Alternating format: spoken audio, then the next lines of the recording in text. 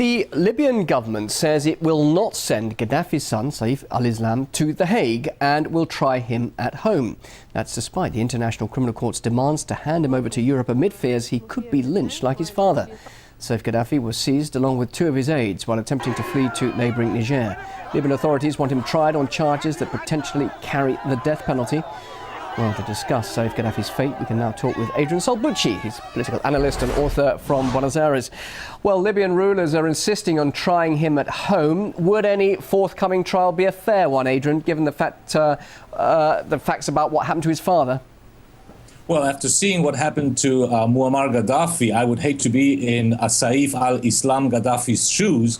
Either way, there will be very strong pressure on the provisional Libyan government to try and have him extradited. Now, what Saif al-Islam al-Gaddafi has is a terrible choice between being shot or being hanged. Because if he is judged and tried in Libya, he might end up very much in a Saddam Hussein-like trial where he will end up being hung or he will end up being killed one way or the other. And if he is extradited to The Hague, the International Criminal Court has already said, and we've seen what they've done in the cases of Ratko Mladic from Serbia or Slobodan Milosevic, it will not be a fair trial because the International Criminal Court is very much in line of the historical Nuremberg Tribunal, where the victors in war feel that they have the right to judge those who are defeated, so that there can be no justice there either.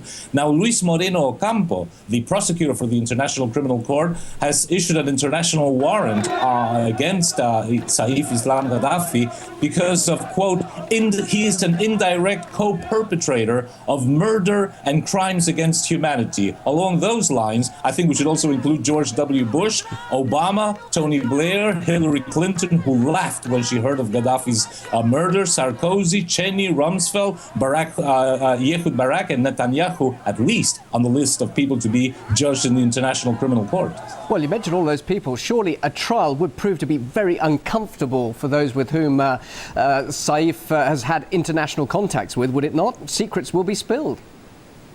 Absolutely, and that's where I fear that one way or the other, they will silence Gaddafi's son, as has been a constant throughout history. Every time somebody survives who may speak and give uncomfortable declarations. We've seen it very violently in the case of Lee Harvey Oswald. We've also seen the case of James Earl Ray, who killed Martin Luther King. We've seen it in the case of Rudolf Hess from World War II, who very strangely committed suicide during the British watch in Spandau Prison in 1987.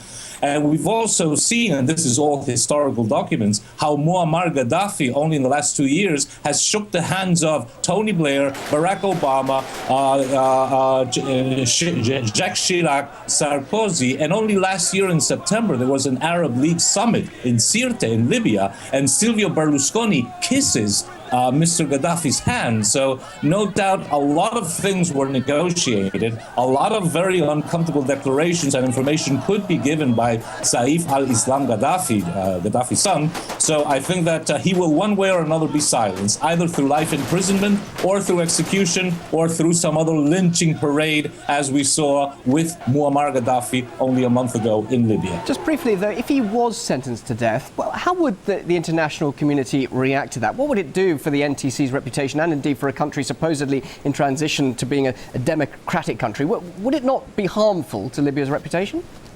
Well, but I don't think anybody cares about what Libya's reputation ends up being or not. This basically has to do with oil. It basically has to do with Muammar Gaddafi's idea of introducing a gold dinar. And it has to do with the fact that under Gaddafi, Libya's central bank was independent of the international banking cartel. So justice is not part of the formula. The international global power elite couldn't care much what the image of Libya will be or will not be. Besides, executions on the part of democracies, as we see in the United States, is an everyday occurrence, so it will be just one execution more. Adrian, always good to talk to you on these matters. Thank you very much indeed for your time. Adrian Salbuchi, political analyst and author from Buenos Aires. Thank you.